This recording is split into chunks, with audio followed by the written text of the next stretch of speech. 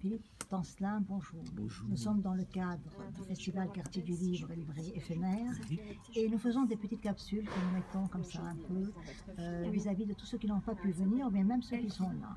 Alors vous êtes aujourd'hui ici pour nous présenter La Verticale du Silence. Vous êtes poète, vous êtes directeur de collection et surtout vous êtes quelque chose qui est très beau pour moi, vous êtes un grand insurgé, qui ne vous êtes pas calmé avec le temps, au contraire, mais vous croyez aussi en l'homme, dans les livres et dans la poésie. Qu'est-ce que la poésie pour vous? Oh là là, je serais bien incapable de vous répondre. Surtout pas. Surtout pas. Je peux dire simplement, peut-être que c'est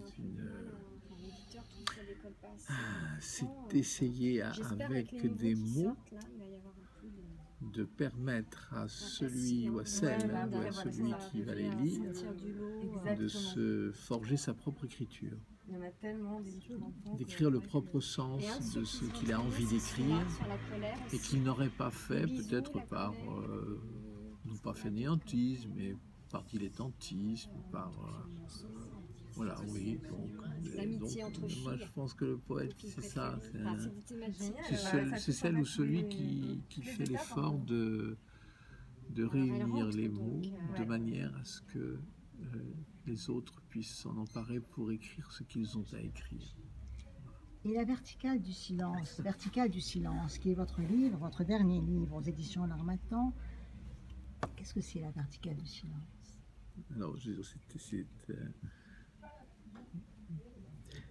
c'est un peu oxymorique, parce que c'est à l'inverse de ce qu'on la représentation dominante qu'on s'en fait, le silence comme l'étendue, qui est large et ouvert et étendu. Et là, c'est l'idée de qu'est-ce qui, depuis le silence, va surgir comme verticalité de notre être. Voilà. Et ce festival Quartier du Livre, qui est une très belle quand même initiative, oui, qu'est-ce que vous en pensez?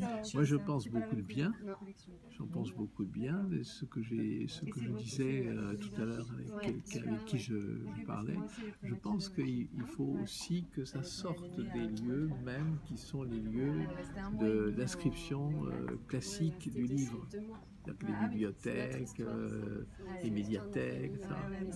Je pensais qu'il faudrait, par exemple, organiser des choses très simples, comme des lectures dans les halls d'immeubles, par exemple. Proposer des lectures dans les halls d'immeubles, comme ça. Voilà. Puis même dans les coins de rue. Moi, j'ai fait des lectures aux angles de rue. Ça m'est arrivé. Et c'est très fertile. C'est inattendu et ça va très bien à la poésie, parce que la poésie, elle surgit dans l'inattendu des choses. Dès qu'on l'attend, dès qu'on a rendez-vous avec elle, elle a tendance à fuir. C'est une souris jaune, comme disait un certain. Je suis une fervente lectrice, vous le savez, j'aime beaucoup ce que vous faites. Et je voudrais vous poser une question qu'on pose aussi dans ce micro dédicace, dans cette petite capsule. C'est qu'est-ce que la dédicace pour vous? Parce que nous sommes dans une dédicace. Qu'est-ce que la dédicace? Ah, je pense que c'est quelque chose d'extrêmement difficile. Enfin, pas d'extrêmement difficile. C'est quelque chose qui mérite un véritable investissement. Voilà. La dédicace, si c'est la dédicace pour dire cordialement, amicalement vôtre, c'est pas une dédicace, c'est une formule de politesse qu'on trouve au bas de toutes les missives. Mais la dédicace, c'est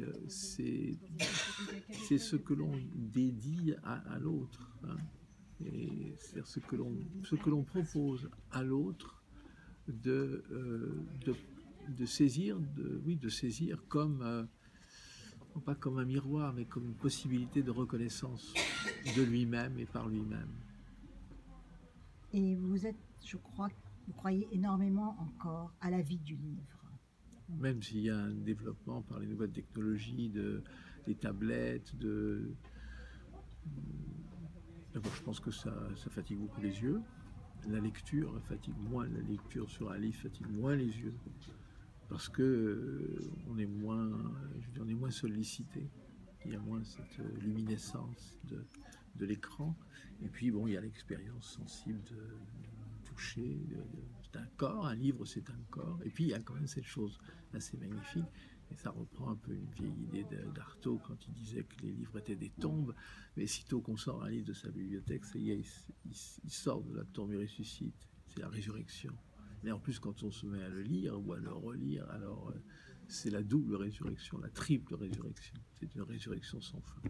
Philippe Sancy, un grand merci. Nous étions donc dans le cadre du festival Quartier du Livre, livret éphémère, Jeanne Orient. Un grand merci, vraiment. Merci.